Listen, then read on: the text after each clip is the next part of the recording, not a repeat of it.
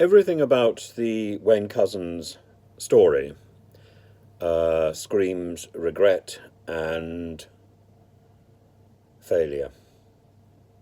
So he was finally arrested, um, charged in March 2021, I think, and he didn't confess until June of that year. He's now serving a life sentence. And a case has come out of indecent exposure, two cases of indecent exposure, fairly cut and dried, and again this has gone to court, and again he's been found guilty. Well, it doesn't really change what's happening to him. He just gets more sentencing, um, and a lot of time, again, is wasted that could be dedicated to better policing and helping to keep people safe.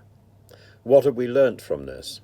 What have we learnt from this is that people in the police force turn a blind eye, particularly to their own. That's wrong.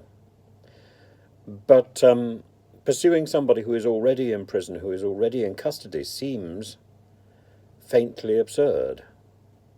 The area where we need activity is on the streets now, is to look after people now, not to be wringing our hands with guilt and trying to demonstrate how much we're doing after the horse has bolted. This is all a demonstration. It's a magnificent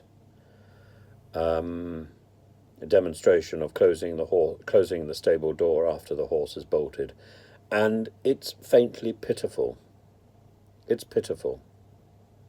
Sarah Everard never had to die.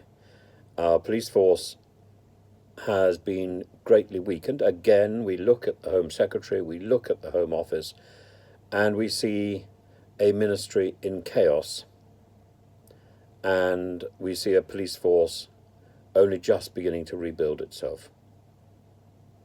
This isn't a time to be tearing the police force to pieces.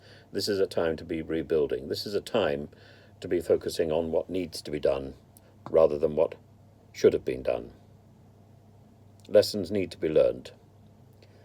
But at this moment, there's still so much that needs to be done.